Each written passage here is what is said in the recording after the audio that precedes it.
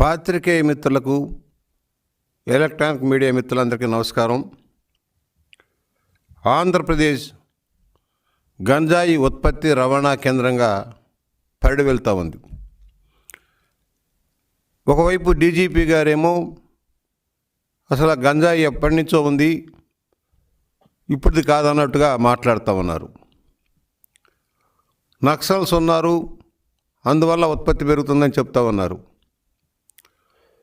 ఈరోజు దేశవ్యాప్తంగా ఆంధ్రప్రదేశ్ వైపు వేలెత్తి చూపుతూ ఉన్నారు.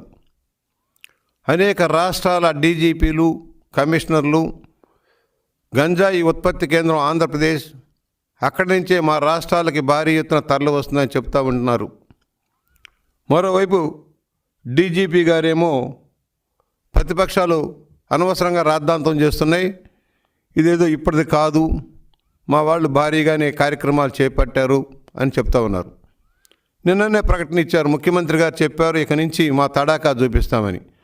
2.5 సంవత్సరాలుగా విచ్చలవిడిగా గంజాయి ఉత్పత్తి అయ్యి ఇతర రాష్ట్రాలకు కూడా తరలి వెళ్తూ ఉంటే, రాష్ట్రంలో కూడా వినియోగం పెరిగి పేదల బ్రతుకులు బుగ్గవుతూ ఉంటే మీకు కనిపించలేదా డీజీపీ గారు అని ప్రశ్నిస్తూ ఉన్నాను.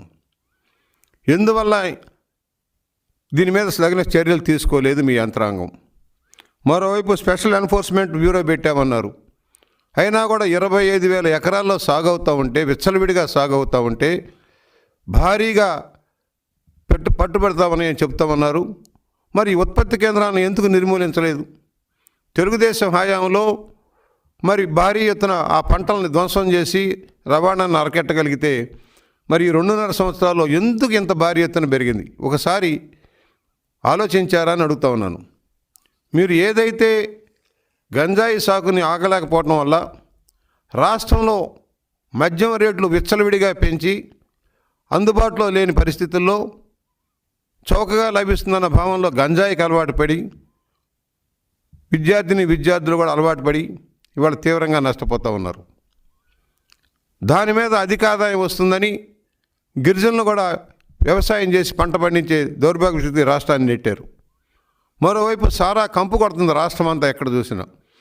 ఎప్పుడైతే నాటు రకం మద్యాన్ని తెచ్చి అధిక ధరలకు అమ్ముతూ ఉన్నారో రాష్ట్ర ఆదాయం అని చెప్పి, దాని ఫలితంగా ఈ గంజాయి నాటు సారా వ్యాపారాలు అధికంగా పెరిగిపోతూ ఉన్నాయి. వైఎస్ఆర్ పార్టీ నాయకులే దీనిలో భాగస్వామ్యం వహించి వీటిని ప్రోత్సహిస్తున్నారన్న వాదన కూడా ఇవాళ వినపడతా ఉంది. మేము అడుగుతూ ఉన్నాము, ఇవాళ మీరు ప్రతిపక్షాలు ఏదో మా మీద నిందలేస్తున్నాయని చెప్తా ఉన్నారు. మీరే అధికార పార్టీలాగా మాట్లాడుతూ ఉన్నారు. అధికార పార్టీ వత్తాసు తీసుకొని మాట్లాడుతూ ఉన్నారు. సాక్షిలో పలికే మాటలనే మీరు మాట్లాడుతూ ఉన్నారు. మేము అడుగుతూ ఉన్నాం, ఇవాళ డ్రగ్స్కి సంబంధం లేదు కనుక మా మీద నిందలేస్తున్నారని మాట్లాడుతూ ఉన్నారు. మేము అడుగుతూ ఉన్నాం, మీరు క్లీన్ చిట్ ఇచ్చింది అన్నారు. ఎవరిచ్చారు మీకు clean chit? NIA clean chit ఇచ్చిందని చెప్పారా? ఆంధ్రప్రదేశ్ సంబంధం లేదని చెప్పారా? ఒక సర్టిఫికేట్ ఉంటే పెట్టండి బయట. ఎందుకు ఇలాగా అబద్ధాలు చెప్తారు? ఎన్ఐఏ రాష్ట్రంలో కూడా తనిఖీలు చేశారు. విజయవాడ కేంద్రంగా ఉన్న ఆశిషి డ్రగ్ కంపెనీని కూడా, వాళ్ళు ఫార్మస్యూటికల్ కంపెనీని కూడా వాళ్ళు చెక్ చేశారు. ఇవాళ దాని మీద మీరు ఏమీ లేదని ఎలా చెబుతారు? ఆషి ట్రేడింగ్ కంపెనీ ఈ రాష్ట్రంలో తనిఖీ చేయబడ్డ దాంట్లో ఎన్ఐఏ తనిఖీ చేసిన కంపెనీలో ఉంది. స్పష్టంగా చెప్పారు, searches were conducted in Chennai, Coimbatore, Vijayawada premises of accused suspects involved in import of semi processed talc stones with contraband. During searches various incriminating documents, articles and other items have been seized అన్నారు. మీకు clean chit ఇచ్చారా? ఆంధ్రప్రదేశ్లో ఏమీ జరగలేదని ఎలా చెప్పగలుగుతున్నారు మీరు? వాళ్ళు Ashi trading company అసలు ఇన్ని సంవత్సరాలుగా లేక గత సంవత్సరంలో ఏమేమి బిజినెస్ చేశారు? ఎందుకు తనిఖీ చేయాలా మీరు? మీరు పోలీస్ బాస్గా ఆ కంపెనీ ఎప్పుడైతే డ్రగ్స్ ట్రాన్స్పోర్ట్లో భాగస్వామ్యం వహించిందని చెప్పారో, ముంద్రా పోర్ట్ నుంచి వచ్చిన దాంట్లో భాగస్వామ్యం అని చెప్పారో, మీ పేరుతో వచ్చిందో, మీరు ఆ కంపెనీని తనిఖీ చేశారా? ఇవాళ వాళ్ళు ప్రతి నెల ట్యాక్స్ పే చేశారు. వాళ్ళు చేసిన వ్యాపారం ఏంటని మీరు తనిఖీ చేశారా? ఏ రకమైన వ్యాపారం చేశారు, ఎక్కడెక్కడికి ట్రాన్స్పోర్ట్ చేశారు మీరు తనిఖీ చేశారా? ఇదిగోండి డేటా, ఇదిగోండి ఆశిష్ ట్రేడింగ్ కంపెనీ నెల నెలా కట్టిన రిటర్న్లు వేసిన జిఎస్టీ రిటర్న్స్ ఉన్నాయి, అలాగే జిఎస్టీఆర్ 2 కూడా ఉన్నాయి. మరి మీకు కనిపించడం లేదా? ఏ వ్యాపారం చేశారో దాన్ని కనుక్కోవాల్సిన బాధ్యత లేదా? బాధ్యత లేకుండానే ఈ రాష్ట్రానికి సంబంధం లేదు. సంబంధం లేకపోతే నర్సాపూర్ నుంచి లెహంగాల పేరుతో మరి డ్రగ్స్ బెంగళూరులో ఎట్లా పట్టుబడ్డాయి ఆస్ట్రేలియాకి సరఫరా చేస్తూ, అంటే అది కూడా అబద్ధమేనా? ఇతర రాష్ట్రాల కమిషనర్లు ఈ రాష్ట్రంలో జరుగుతున్న గంజాయి వ్యాపారం గురించి తమిళనాడు, కేరళ, కర్ణాటక, మహారాష్ట్ర, ఉత్తరప్రదేశ్, ఢిల్లీ, ఛత్తీస్గఢ్ అందరూ మాట్లాడుతూ ఉన్నారు. మూలాలు ఇక్కడే ఉన్నాయి, ఏలెత్తి చూపుతూ ఉన్నారు. 2.5 ఏళ్ళెత్తుకు చోద్యం చూస్తూ ఉన్నారా? ఇప్పుడు పంట నాశనం చేస్తామని చెబుతావు. ఇవాళ వెళ్ళారు మీ వాళ్ళు, ఇవాళ వెళ్ళారు కదా, మాడుగుల మండలం రాష్ట్ర వీధికి వెళ్ళారు. మీ వాళ్ళని తరిమి కొట్టారు, ఎక్సైజ్ వాళ్ళని. అంటే ప్రతిపక్షాలను అణచడం కోసం మీరు బాగా కేసులు పెట్టిస్తారు. నాబోటి వాళ్ళం రైతు సమస్యల మీద ఎంఆర్ఓ ఆఫీస్కి వెళ్ళి వారికి విజ్ఞాపన ఇద్దామంటే మా మీద కేసులు పెట్టి అరెస్ట్ చేపిస్తారు, ఎఫ్ఐఆర్లు కడతారు, మా ఇళ్లని దిగ్బంధం చేస్తారు, హౌస్ అరెస్టులు చేస్తారు. ప్రతిపక్షాల గొంతు నొక్కడం కోసం చూపే శ్రద్ధలో ఈ గంజాయిని ఆపటంలో, రాష్ట్ర ప్రజల భవిష్యత్తుని కాపాడటంలో ఎందుకు ఫెయిల్యూర్ అవుతున్నారు డీజీపీ గారు చెప్తారా అని నేను అడుగుతా ఉన్నాను.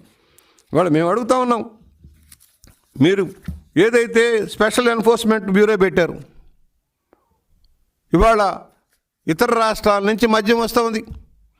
పనికిరాని నాటు రకాల మందులలాగానే నాటు రకాల బ్రాందీ విస్కీలు అమ్ముతున్నారు కనుక ఇతర రాష్ట్రాల నుంచి స్మగ్లింగ్ అవుతూ ఉంది. ఆ ధరలు భరించలేక నాటుసారా వేర్లై పారుతూ ఉంది ఎక్కడ చూసినా. మరి ఏం చేస్తుంది మీ స్పెషల్ ఎన్ఫోర్స్మెంట్ బ్యూరో? ఎందుకని వీటిని అరికట్టలేకపోతూ ఉన్నారు? ఇవాళ చెబుతారు ఎన్ఐఏ సలహా తీసుకుంటారంట. ప్రభుత్వ సలహాదారులు మద్యపాన నిషేధాన్ని విమోచన ప్రచార కమిటీ ఏం చేశారండి? ఒక అడ్వర్టైజ్మెంట్ ఇచ్చారా తాగొద్దని? బోర్డులు పెట్టించారా? ఒక పక్క సంపూర్ణ మద్యపాన నిషేధం పెడతామని చెప్పి మోసం చేసి దగా చేసి అధికారంలోకి వచ్చి విడతల వారీగా అని చెప్తూ విడతల వారీగా ధరలు పెంచుతూ పేద ప్రజల ఆర్థిక వనరుల్ని కొల్లగొడుతున్న ఈ రాష్ట్ర ప్రభుత్వానికి మద్దతుగా డీజీపీ గారు మాట్లాడటం చాలా దురదృష్టకరం. చెప్పారు, పెద్దలు కూడా చెప్పారు. ఇవాళ మీరు ఏదైతే NN Raju president of all India psychiatric society వాళ్ళు చెప్పారు, ఈ రాష్ట్రంలో మద్యం ధరలు పెరిగినందువల్ల నాటుసారా పెరుగుతూ ఉంది, గంజాయి లాంటి మత్తు పదార్థాలకు అలవాటు పడుతున్నారని చెప్తూ ఉన్నారు. ఇవన్నీ మీకు కనిపించడం లేదా డీజీపీ గారు? రాష్ట్రంలో డ్రగ్ ఫ్రీ రాష్ట్రంగా చేయాలి. పాపం సాక్షి వాళ్ళు చెబుతారు అది ఒక బ్లాక్ ఛానల్, సాక్షి పేపర్ ఒక బ్లాక్ పేపర్, వాళ్ళు చెబుతూ ఉంటారు అబద్ధాలు. డ్రగ్స్ కట్టడిలో బేష్ అయితే ఎన్ఐఏ ఎందుకు తనిఖీ చేసింది రాష్ట్రంలో? ఎందుకు మీకు క్లీన్ చిట్ ఎక్కడిచ్చారు, ఎలా ఇచ్చారు చెప్తారా? ఇవి ఎలాంటి ముంద్రా పోర్టులో డ్రగ్స్కి ఆశీష్ ట్రేడింగ్ కంపెనీ విజయవాడకి కీలక పత్రాలు స్వాధీనం చేసుకున్నా చెప్పబడితే మరి సంబంధం లేకుండా ఎలా ఉందో మాకు చెప్తారా? కనుక ఈ విధానాన్ని మేము ఖండిస్తూ ఉన్నాం. ఇవాళ కొత్తగా లేదు, ఎప్పటి నుంచో ఉంది. ఎప్పటి నుంచో 2.5 ఏళ్ళు పెట్టి విచ్చలవిడిగా పెరిగింది కదా, ఎందుకు కంట్రోల్ చేయలేదు? ఇతర రాష్ట్రాల వారు మనం రాష్ట్రం మీద ఇలా జరుగుతున్నాయి మీరేం చేస్తున్నారని అడిగే పరిస్థితి వచ్చింది. అలాగే ఎన్సీఆర్ నివేదికలో చెప్పారు 2020లో 380 మంది యువత మాదక ద్రవ్యాల కారణంగా చనిపోయారు ఆంధ్రప్రదేశ్లో. మరి మేము కట్టడి చేశామంటే 385 మంది ఎందుకు చనిపోయారు? అదే 2018లో 196 మంది చనిపోయారు. మరి రెట్టింపు ఎందుకైంది? మీరు కట్టడి చేస్తే రెట్టింపు ఎందుకైంది? డీజీపీ గారు దీనికి సమాధానం చెబుతారా? మాదక ద్రవ్యాన్ని కట్టడి చేయాలంటే చిత్తశుద్ధి ఉండాలి. చిత్తశుద్ధి లేదు ప్రభుత్వానికి. కనుకనే ఈ రోజున మేకపోతు గాంభీర్యంతో మీరు ప్రకటనలు చేయడం సరైంది కాదు. ప్రతిపక్షాల గొంతు నొక్కడం కోసం తప్పుడు కేసులు పెట్టించడంలో, ఎస్సీ అటాచ్కి బనాయించడంలో ఉన్న శ్రద్ధ మీరు ఈ మాదక ద్రవ్యాల కట్టడి మీద పెట్టాల్సిన అవసరం ఉంది. ఎన్నో రాష్ట్రాలు అక్కడ స్మగ్లర్లను అరికట్టడం కోసం గంజాయి సాగును అరికట్టడం కోసం ఆ రాష్ట్రాలు శ్రద్ధ తీసుకుంటే ఈ రాష్ట్రంలో కనీసం 10% కూడా ఆ శ్రద్ధ రాష్ట్రంలో లేకుండా పోయింది. మేము అంటాం కాదు, ఎర్నాకుళం రూరల్ అన్సార్ అనే గంజాయి స్మగ్లర్ని పట్టుకుంటే మా వాళ్ళు ఇక్కడ ప్రస్తుతం విశాఖపట్నంలో ఉన్నారు, గంజాయి దాటానికి వెళ్ళారని చెప్పారు. అలాగే అనేక రాష్ట్రాల కమిషనర్లు కర్ణాటక నుంచి వచ్చే గంజాయి మొత్తం ఏపీ వస్తే బెంగళూరు పోలీస్ కమిషనర్ కమల్ పంత్ పేర్కొన్నారు. అలాగే ఢిల్లీకి వచ్చే గంజాయి ఏపీ నుంచి వస్తే ఢిల్లీ డీసీపీ సంతోష్ కుమార్ మీనా పేర్కొన్నారు. రాజస్థాన్లో పట్టిన గంజాయి విశాఖ నుంచి వెళ్తుంది రాజస్థాన్ పోలీసులు చెప్పారు. పూణే, ముంబై, ఉత్తరప్రదేశ్లో దొరికిన గంజాయి కూడా ఏపీ నుంచి వస్తుందని అక్కడ పోలీసు అధికారులు చెబుతున్నారు. అసలు గంజాయే లేదని చెప్పిన వాళ్ళు ఇవాళ గంజాయి ఉంది అరికడతామని చెబుతున్నారంటే సిగ్గుమాలిన ప్రభుత్వం మరి ఎలాగ ఉంటుందో.